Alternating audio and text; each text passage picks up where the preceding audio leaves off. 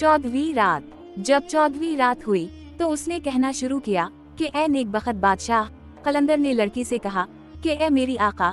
शहजादी ने अपने हाथ में एक छुरी ली जिस पर अबरानी जबान में नाम लिखे हुए थे और इससे महल के बीच में एक कुंडल खींचा और उसमें कुछ नाम और कुछ जादू की बातें लिखें और कुछ जादू पढ़ा जिसमें से कुछ तो समझ में आता था और कुछ समझ से बाहर था। एक लम्हा के बाद हमारे चारों तरफ अंधेरा छा गया और वही देव अपनी असली शक्ल वो सूरत में हमारे पास आ खड़ा हुआ। इसके हाथ जीलियों की तरह थे और पाँव मस्तूलों की तरह और दोनों आंखें आग के शूलों की तरह। हम इसे देखकर डर गए। शहजादी ने कहा कि तेरे लिए ना तो खुश आमदी और ना सलाम। देव ने शीर की सूरत इख्तियार करके कहा कि ए दगाबाज, तूने अहद वो पैमान तोड़ डाला। क्या हमने बाहम अहद वो पैमान ना किया था कि कोई दूसरे की मुखालफत ना करेगा? इसने जवाब दिया कि ए मरदूद, क्या तुझ जैसे से मैं कोई अहद वो पैमान कर सकती हूँ? देव ने कहा कि अच्छा ले, वो आया। अब शीर ने मुंह खोलकर लड़की पर हमला किया। लड़की ने जल्दी से अपना एक बाल तोड़ा और अपने हाथ में लेकर उसे हिलाया और अपने होंठों से कुछ जादू पढ़ा। बाल तेज तलवार की तरह हो गया और उसने शीर के एक ऐसा हाथ तलवार का मारा कि इसके 2 टुकड़े हो गए और इसका ऊपर का धड़ बिच्छू बन गया। लड़की जमीन पर लौटकर अजदहा बन गई और इस मरदूद की तरफ झपटी। दरअसल के वो बिच्छू की शक्ल में था। दोनों में सख्त लड़ाई होने लगी। अब बिच्छू गिद्ध बन गया और अजदहा उकाब बनकर गिद्ध के पीछे पड़ गया और एक पेहर तक इस पर हमला करता रहा। अब गिद्ध ने काली बिल्ली की सूरत इख्तियार कर ली और लड़की चितकबरा भेड़िया बन गई और दोनों खा भर महल के अंदर लड़ते रहे। जब बिल्ली ने देखा कि मैं हार रही हूँ तो उसने एक बड़े सुर्ख अनार की सूरत इख्तियार कर ली और वो अनार महल के हौज के बीच में आ बैठा। अब भेड़िया उसकी तरफ बढ़ा तो अनार हुआ में उड़ा और महल के चिकने फर्श पर गिरकर टूट गया और इसका दाना दाना बिखर गया और सारा महल अनार के दानों से भर गया। भेड़िए ने अपने आप को जुम्बिश दी और मुर्गा बनकर इन दानों को चुग लिया, यहाँ तक कि एक दाना भी बाकी न छोड़ा। लेकिन खुदा की कुदरत कि एक दाना लिंदक कर हौज के किनारे जा पहुँचा था। मुर्गा शोर मचाने और फड़फड़ाने और अपनी चोंच से हमारी तरफ इशारा करने लगा, मगर हम इसका मतलब बिल्कुल ना समझे। मुर्गा इतने जोर से चलाया कि हम समझे कि महल हमारे ऊपर टूट पड़ेगा और वो सारे महल में चक्कर लगाने लगा, यहाँ तक कि इसकी नज़र इस दाने पर पड़ी जो हौज के किनारे लिंदक कर जा पड़ा था और उसे चुक लेने के लिए दौड़ा, लेकिन दाना हौज के पानी के अंदर घुस गया और मछली बनकर पानी की थाह में चला गया। मुर्गा मगरमच्छ बनकर इसके पीछे पानी में कूद पड़ा और थोड़ी देर के लिए गायब हो गया और हमने रोने चलाने की आवाज उठती सुनी और हम कांप उठे। इसके बाद देव आग के शोले की शक्ल में बाहर निकला। जब वो मुंह खोलता तो इसमें से आग निकलती थी और इसकी दोनों आँखों और नथनों में से आग और धुआं निकलता था। लड़की भी मसल आग के अंगारे के बाहर निकली और दोनों देर तक लड़ते रहे, यहाँ तक कि दोनों के इर्द गिर्द आग छा गई और सारे महल में धुआं फैल गया। हम सब डरने लगे और चाहा कि हौज के अंदर घुस जाएं, क्योंकि हमें अंदेशा था कि कहीं जलकर हलाक ना हो जाएं। बादशाह ने कहा कि ला हौला वला कुव्वता इल्ला बिल्ला अल आली अल अज़ीम, इन्ना लिल्लाही व इन्ना अलैहि राजिऊन। मैं इस बंदर की खुलासी के लिए शहजादी को इस तकलीफ में न डालता और वो इस मजदूर देव की वजह से, जो दुनिया के तमाम मौजूदा देवों से ज्यादा ताकतवर है, इस मुसीबत में ना पड़ती। और काश कि मैं इस बंदर से कभी ना मिलता। मनहूस था और नामुबारक थी वो घड़ी जिसमें हमने उसके साथ खालस्ताने की करने और उसे जादू से छुड़ाने का इरादा किया और खुद तकलीफ में मुब्तला हो गए। ए मेरी आका, मगर मेरी जबान बंद थी और मैं इस हिस्से से कुछ ना कह सकता था। अब हमने देखा कि देव आग के नीचे से चलाया और हमारे पास महल में आ गया और हमारे चेहरों पर शोले फूंकने लगा। लड़की ने इस पर हमला किया और उसकी तरफ आग फूंकने लगी। दोनों की चिंगारियां हम तक पहुंचती थीं, मगर इस लड़की की चिंगारियों से हमें कोई नुकसान ना पहुंचता था। बरखिलाफ इसके देव की चिंगारियों में से एक चिंगारी मेरी आंख में लगी और वो फूट गई और मैं अभी तक बंदर की शक्ल में था। और देव की एक चिंगारी बादशाह के चेहरे पर भी पड़ी, जिससे उसका आधा मुंह और ठोड़ी और नीचे के दांत गिर पड़े। एक चिंगारी जाकर ख्वाजा सरा के सीने पर लगी और वो फौरन जलकर मर गया। अब हमें मौत का यकीन आ गया और हम जिंदगी से हाथ धो बैठे। हम इस हालत में थे कि हमने किसी को ये कहते सुना, अल्लाह अकबर, अल्लाह अकबर, फतह वो नुसरत। नामराद है वो जो मोहम्मद के चाँद से दीन पर ईमान न लाया। कहने वाली खुद शहजादी थी जिसने देव को जला डाला था और वो राख का ढेर होकर रह गया था। लड़की ने हमारे पास आकर कहा कि मुझे एक प्याला पानी दो। लोग प्याला लाए और उसने इस पर कुछ पढ़ा जो हमारी समझ में न आया और मुझ पर पानी छिड़क कर कहने लगी कि मैं तुझे खुदा और इस्म आज़म का वासिता देती हूँ कि अपनी असली शक्ल में आ जा। अब मैंने अपने आप को जुम्बिश दी और मैं पहले की तरह इंसान हो गया, लेकिन मेरी आँख जा चुकी थी। लड़की कहने लगी कि आग आग, अब्बा जान अब मैं जिंदा नहीं रह सकती क्योंकि मुझे जिन्नात से लड़ने की मश्क नहीं। अगर वो इंसान होता तो मैं इसे कब का कत्ल कर चुकी होती। जब तक अनार ना फटा था और मैंने उसके दाने ना चुके थे, इस वक्त तक मैं बिल्कुल थकी ना थी, लेकिन जिस दाने में देव की जान थी इसको मैं भूल गई। अगर उसको भी मैं चुक गई होती तो वो फौरन मर जाता, लेकिन फिजा वो कद्र की खबर थी, इसलिए वो मुझ पर टूट पड़ा और हम दोनों में जमीन के नीचे और हुआ और पानी में सख्त जंग हुई। जब कभी मैं इसके ऊपर एक दरवाजा खोलती तो वो मेरे ऊपर दूसरा दरवाजा खोल देता, यहाँ तक कि उसने मेरे ऊपर आग का दरवाजा खोल दिया। बहुत कम ऐसा होता है कि जिस पर आग का दरवाजा खोला जाए वो इससे बच जाए। महज किस्मत ने इसके मुकाबले में मेरी मदद की और मैंने इसे पहले जला दिया।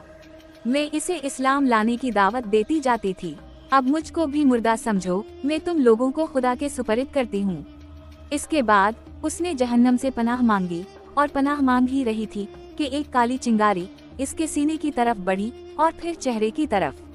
जब वो चिंगारी चेहरे पर पहुंची तो वो रोने लगी और कहा कि अशहदु अल्ला इलाहा इल्लल्लाह व अशहदु अन्ना मुहम्मदुर रसूलुल्लाह। अब हमारी नजर उसकी तरफ पड़ी तो वो भी देव के ढेर के पास राख का ढेर हो चुकी थी।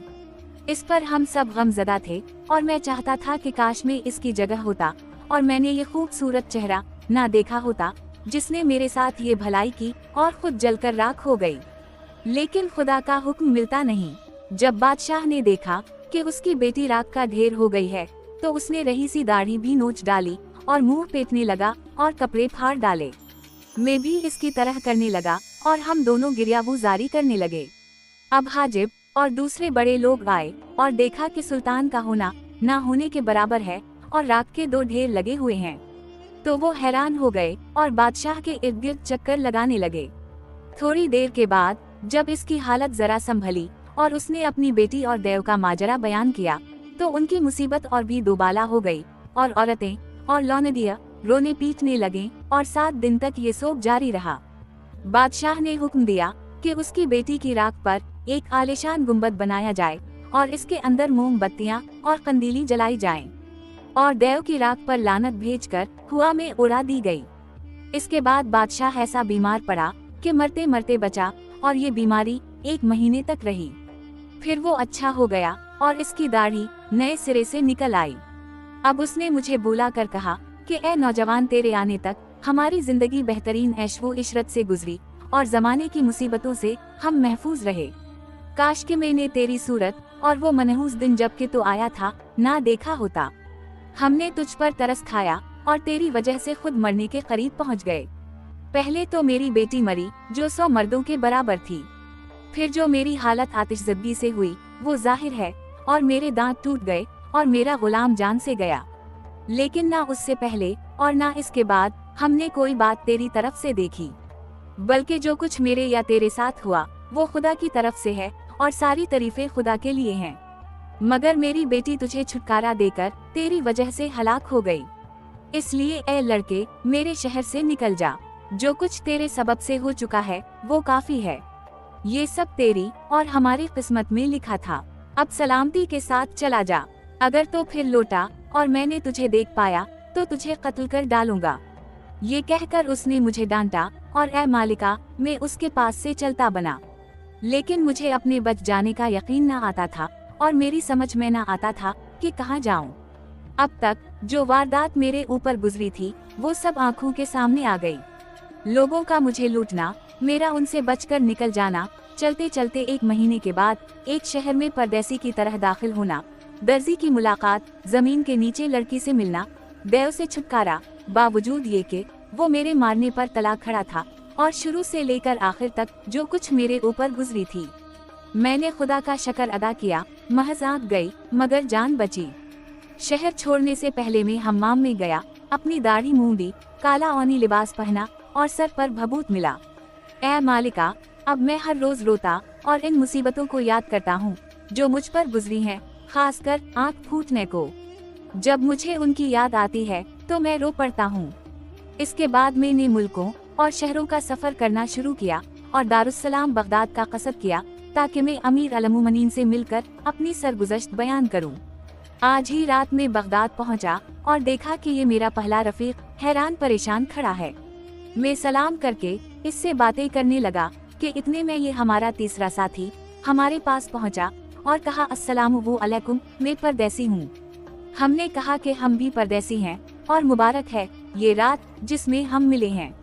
अब हम तीनों साथ साथ चल खड़े हुए और हम में से कोई भी दूसरे का किस्सा न जानता था और तकदीर हमें इस दरवाजे पर ले आई और हम तुम्हारी खिदमत में पहुंच गए।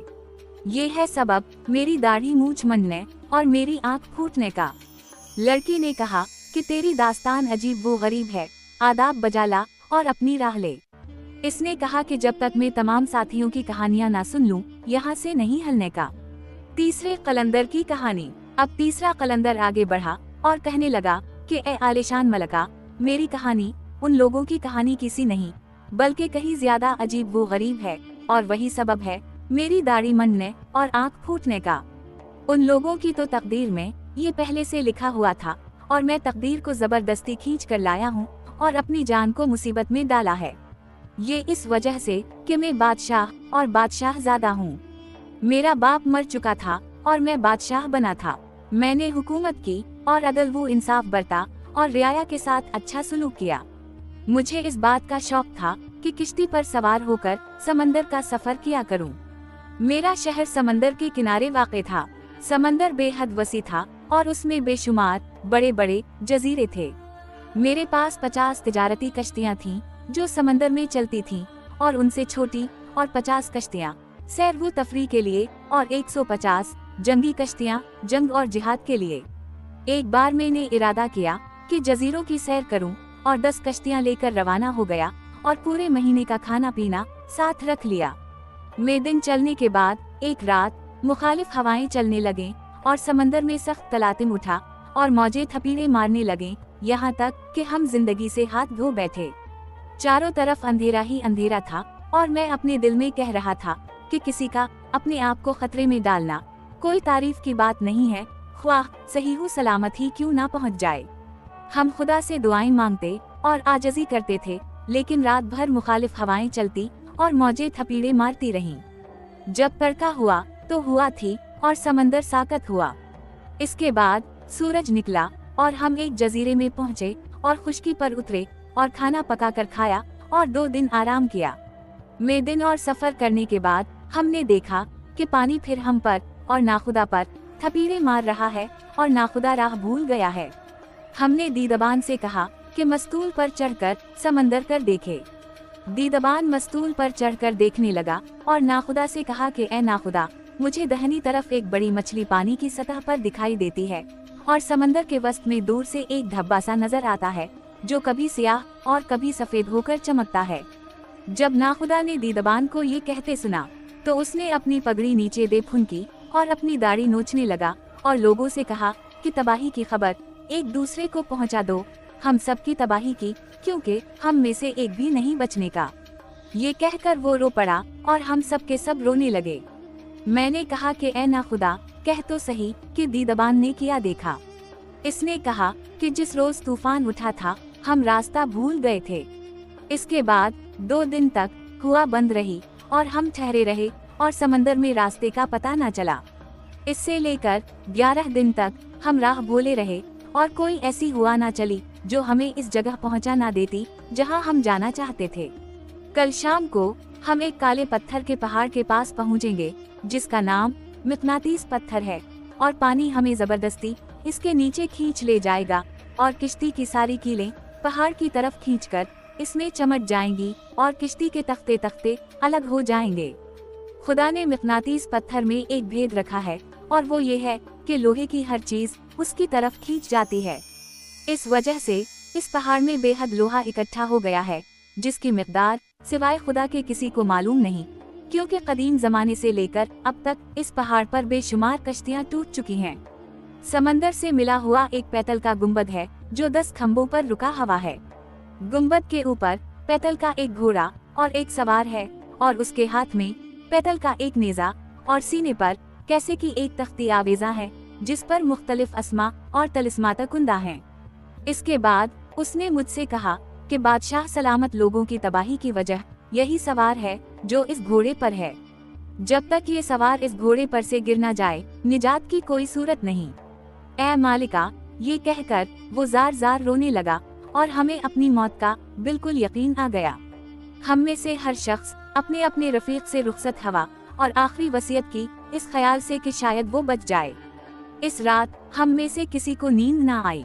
सुबह होते ही हम इस पहाड़ के करीब पहुंच गए और पानी जेर दस्ती खींचकर इसके पास ले गया। जब कश्तियां उसके नीचे पहुंचती थीं, तो तख्ते अलग अलग हो जाते थे और कीले और बाकी लोहे की चीजें निकलकर मिकनातीस पर चली जाती और जाली की शक्ल में इस पर चमट जाती थीं। शाम के करीब हम उसके इर्द गिर्द चक्कर लगाने लगे। बाज हम में से डूब गए और बाज बच गए। जो बचे थे वो एक दूसरे को पहचानते न थे, क्योंकि मौजों और तूफान के थपेड़ों की वजह से सब के सब हवास बाख्ताब हो गए थे। मगर ए मालिका, खुदा ने मुझे बचा लिया, क्योंकि वो चाहता था कि मुझे अभी और ज्यादा तकलीफ और मुसीबत में गिरफ्तार करे। मैं एक तख्ते पर चढ़ गया और हुआ उसे मारकर पहाड़ के पास ले गई। वहाँ मुझे एक पगडंडी जीने की तरह ऊपर की तरफ जाती दिखाई दी, जो पहाड़ में खुदी हुई थी। मैंने खुदा का नाम लिया।